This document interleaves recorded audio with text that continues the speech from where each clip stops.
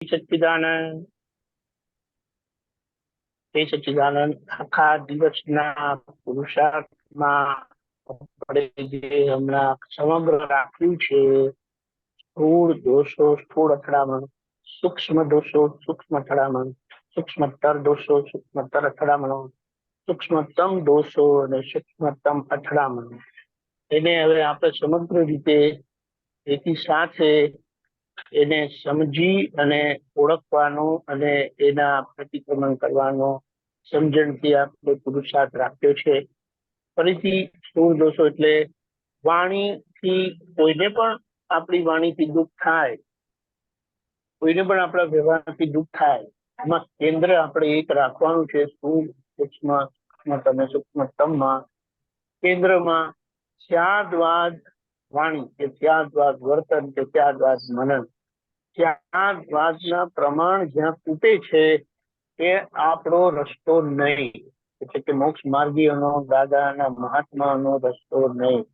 એટલે જ્યાં સાચું ખોટું બાજુ પર મૂકતા જે ત્યાગવાદના પ્રમાણ તૂટે છે એ ભૂલ જ છે, જે બહુ મોટી અથડામણ છે અને ત્યાંથી આપણે નીકળવાનું છે. એટલે અહીંયા સ્થૂળ ભાગમાં વાણી વ્યવહારથી આપણા આચરણથી કોઈને દુઃખ થાય, આપણી વાણીથી કોઈને દુઃખ થાય. દાદા કહે છે કે અમે એ બધું ચોખ્ખું કરતા કરતા અમારી વાણી તીર્થંકર ભગવાનના કોટીની થઈ છે, તીર્થંકર ભગવાન જેવી થઈ છે. એટલે ત્યાગવાદ વાણી કેવી હોય તો જ્ઞાની છે દાદા ભગવાનની કહેવાય, અને બીજી કેવી હોય એ સંપૂર્ણ ત્યાગવાદ છે તીર્થંકર પરમાત્માની હોય છે. એટલે એ લાભ આપણને મળ્યો છે ને એ લાભથી આપણું કલ્યાણ થયેલું છે.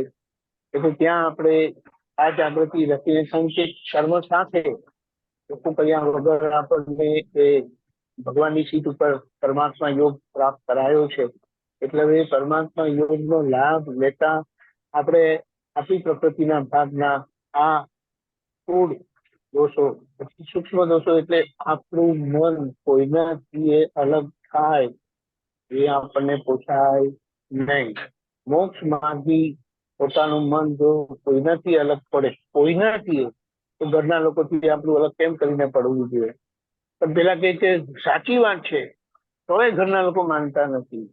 આપણે કહેવાની છૂટ, પકડાટ કરવાની છૂટ નથી, અને તેમ છતાં જો કોઈ માને નહીં અને એમ જ રાખે તો એ આપણા મહાત્માઓનું મોક્ષ માર્ગનું તપ છે.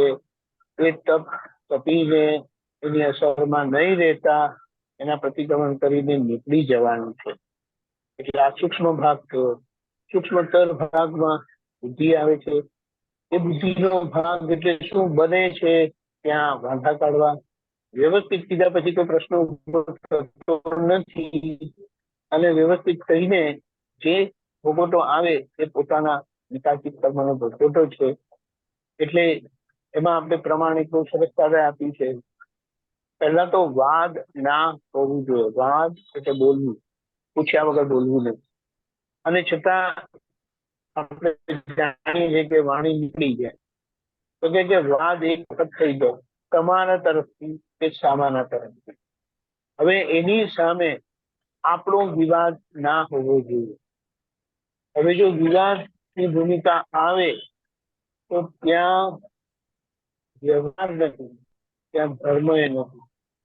એટલે અને વિવાદ થાય તો ત્યાં ઝઘડો થાય, ભેદભાવ થાય, અને સામાને દુઃખ થાય, અને વિવાદ કરનારને પહેલું દુઃખ થાય.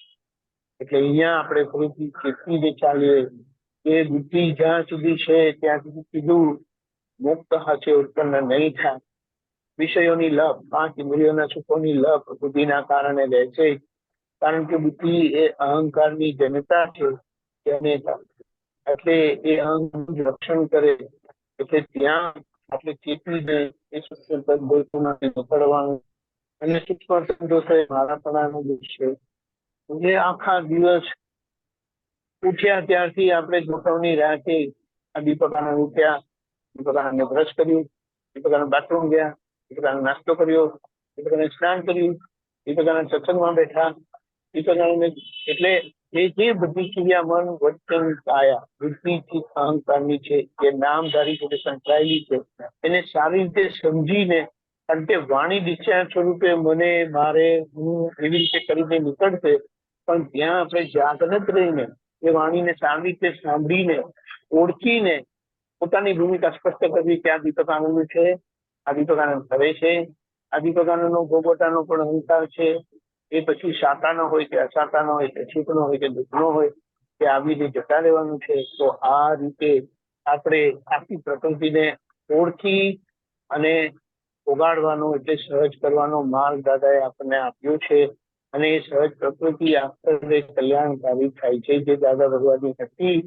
અને આપણે પણ એક બધા પ્રાર્થના કરીએ કે વહેલી તકે આ બધા મહાત્માઓ એ જાગૃતિથી જીવી જાણે કે અક્રમ વિજ્ઞાન અને કલ્યાણનું કામ જે દાદાના સ્થિતિમાં હતું, હતું એ સહજપણે થાય. એમાં આપણને વિશેષ લાભ થશે, વિશેષ અનુભવ થશે. દાદા ભગવાનના વિજ્ઞાનનો સ્પષ્ટ અનુભવ, આત્માનો સ્પષ્ટ અનુભવ થશે. એટલે એ આપણા માટે એટલે સ્વ પર કલ્યાણ માર્ગ જે દાદા પૂરો કર્યો છે આપણને લાભ મળે છે. એ રીતે આપણે રહીશું તે સચ્ચિદાનંદ આખા દિવસ